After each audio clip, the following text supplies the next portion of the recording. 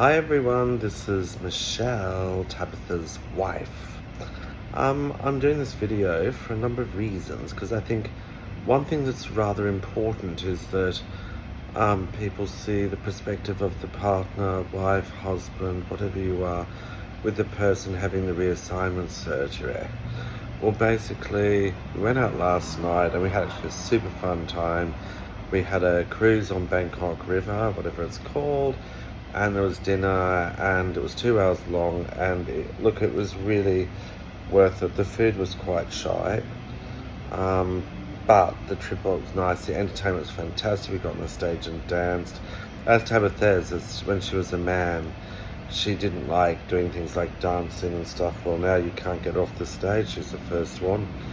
Anyhow, we went out, we had a wonderful night. We went in on the Ferris wheel. That's one of those enclosed capsule things that in each one goes around, and Tabbetha and I had one to share, which was great, and it had air conditioning because it is piping hot. But anyhow, we spoke, have we been thinking much about the transition, the surgery, and Tabbetha said she didn't feel or think much of it on the actual cruise, but she did once she got onto the wheel. For me, I think about it on and off. I've had a cry. Things will be different. There's a lot of stuff to adjust to, and I've had to explain that to Tabbetha. It's very important that your partner is quite heavily involved in this. I find too, like Tabbetha has some autism. And that does make life in a relationship with someone else difficult at times. You have to understand.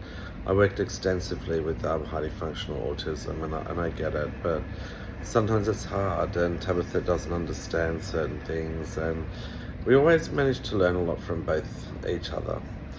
But part of that is, including me in this whole thing. Someone could say, well, look, it's not your business, or it's up to Tabbetha what she does to her body and stuff like that, but it's not. When you're in a relationship, things change, and it's about both of you together. Now, for me, most of you will know, well, not most of them that ever heard my videos will know that I had prostate cancer, which, unfortunately, no one believed me I had. I had to pay a lot of money out of my pocket to get diagnosed. And then the hospital kept losing my files, so it took an extra year. And by that stage, I was on this scale for the prostate reading, which is 3+4, which is still favourable, but heading towards unfavourable. Like it wasn't 4+4. But the thing, that's pretty much has gone into all the organs and stuff. So I had radiotherapy. That was really hard. But what that meant, and it devastated me, I went to see a doctor called Dr. Kieran Hart. And he's a urologist, and he does reassignment surgeries. And he's in Canberra based, and there's not many surgeons in Australia. Everyone tells me I should go to one in Australia because I have autoimmune disease. I've got bad psoriasis and psoriatic arthritis. Can't see because I'm in injections, but they advised me not to. Well, to be honest, guys, I've seen Tabbetha's reassignment surgery. I had a brief consultation with him, and I liked his honesty. He said, look, you can't really have a full vaginoplasty because of the scar tissue. And he explained it like fibrous sort of skin and stuff that, it's too high of a risk. So to do that would mean, imminent death or, a strong possibility. So for me, it was hard. But I already had come to that conclusion with Stephen Hart with Kieran. He seemed really seemed stressed that day, and he didn't see anything wrong with just having a vulvoplasty.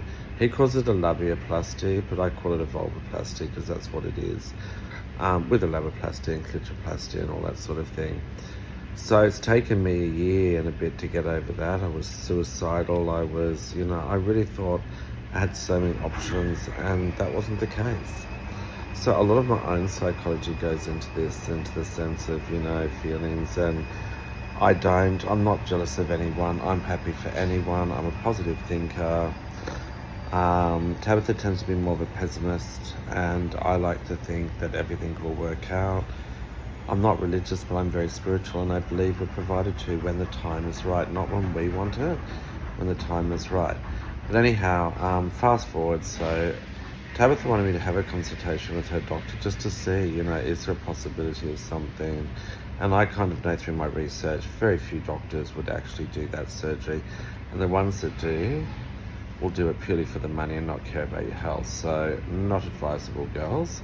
But anyhow, I had my consultation straight after Tabbetha. And he basically said the same thing. He said, look, considering your medical background, the cancer, the radiotherapy and the effects, I advise that you have a vulvoplasty. And I said, well, look, I want a bit of depth. Can I not get like that much depth?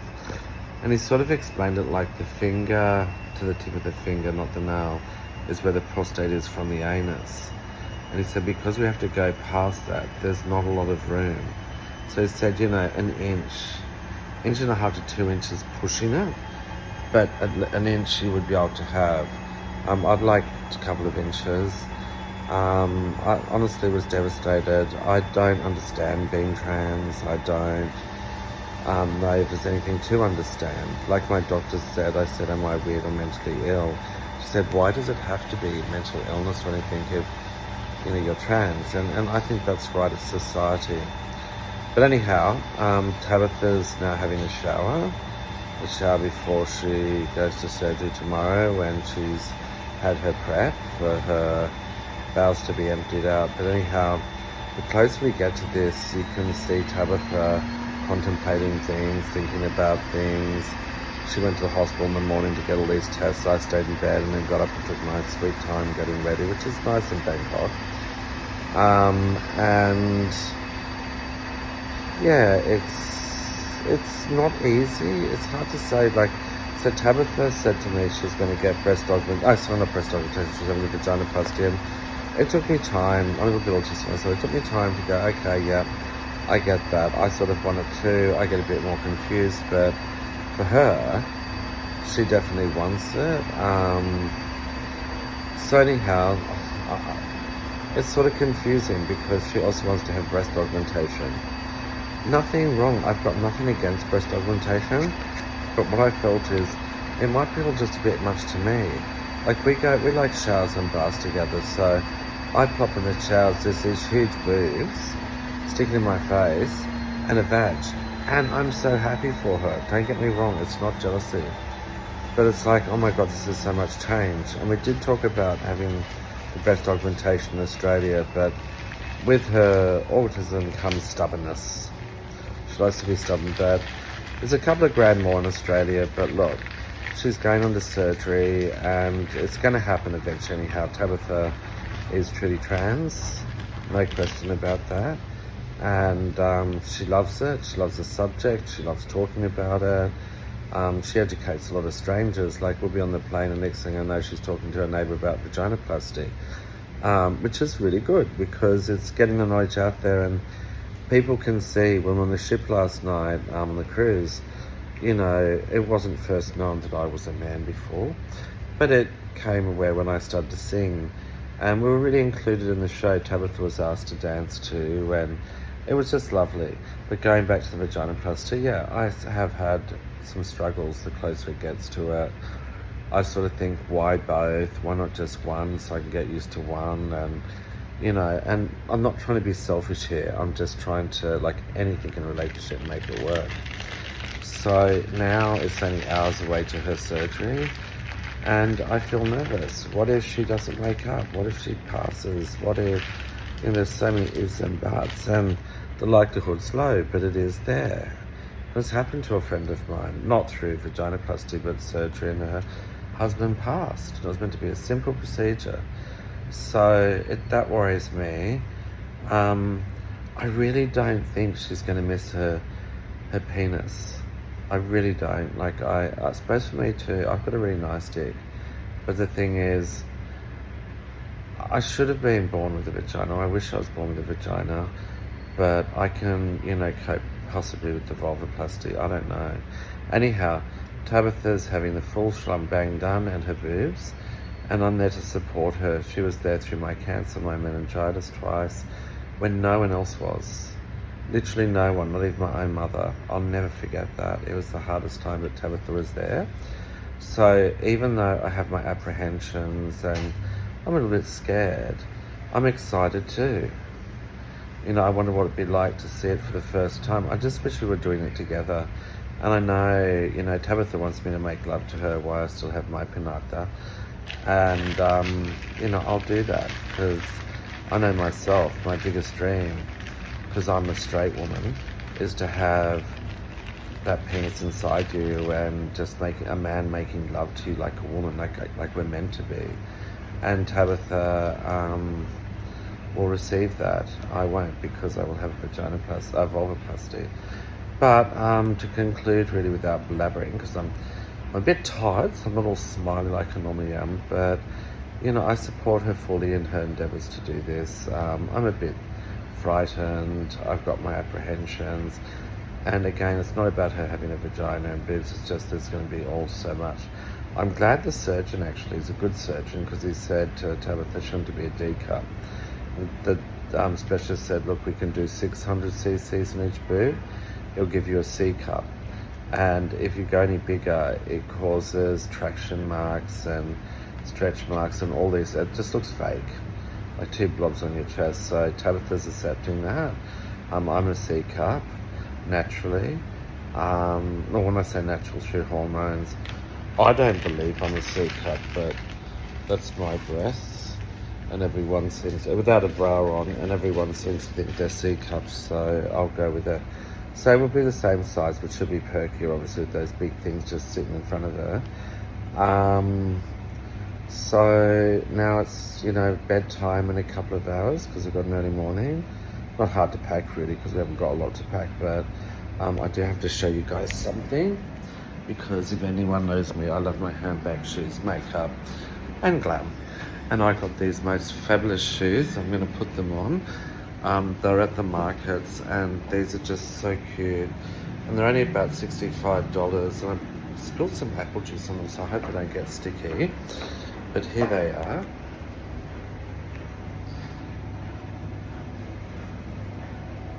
Actually, what I'll do is so here they are. Are they not too fabulous? Anyhow, so I'm going to let you all go and say that, yes, I'm still in support of Tabbetha. Always will. She's my number one. She's my soulmate. She drives me crazy. She makes me laugh. She makes me cry. She makes me feel everything. But most of all, she makes me be a good human being. She reminds me of that, so I support her. I might be coming back here, so I'm not sure. I've got to think of Dr. Hart or this surgeon, who don't want to go to. The costs are similar, except for here we get a holiday as well in Thailand, but the costs are similar. And Dr. Hart doesn't have any before and after photos, where this guy does, lots of them. And I wonder why someone wouldn't have them. And when I did ask, he looked shocked that I'd ask. But I have to think now, do I want to do it in Australia? Be careful, be all that. Dr. Hart apparently is very good at the plumbing side, but not the aesthetics. And, when you're only going to have a vulvoplasty, the aesthetics is really important to me. It's way more important than anything, because I want it to look like that, not just like a slit cut between my legs. So, or do I go to this person in Thailand and with my autoimmune disease, which he understands it all. I'm also allergic to non-steroidals, so he understands I need morphine and that to take home, and that he's all happy. He can do so much, and he's been doing this for years. How long has he been doing this, baby? 30 years? It's been like 30 years, and he does it because he wants people like us to be able to be our true selves, what we think or wish to be. And he has a fascination that since a child, and he's not trans himself, but he helps a lot of us girls. So I'm thinking I might come here. I'm not 100% sure. I took out private insurance in Australia to help with the cost, so it'd be $15,000 out of the pocket. It's $512 for the private insurance. I don't know. I'm a bit confused what to do, but I'm going to see Tabbetha's work. I'll do a few videos and I'll be a bit brighter and ha ha ha and laughy. But today I'm just tired.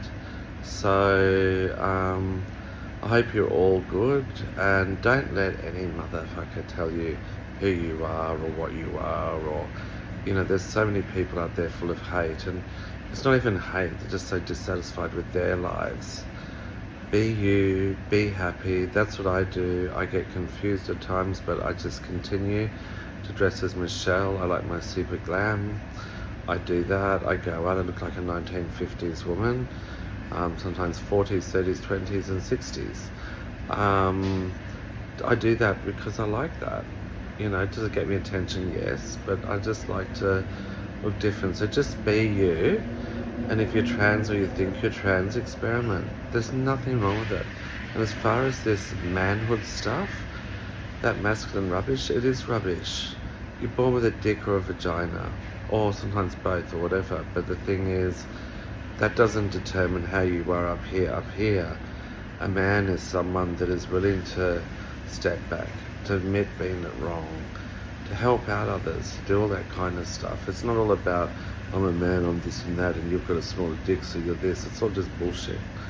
But anyhow, thank you guys for listening, and I guess tomorrow I'll do a little video of what it's like to see Tabbetha come back from the operating room and what it was like for her to go to the operating room and say goodbye. Okay guys, thank you. Bye.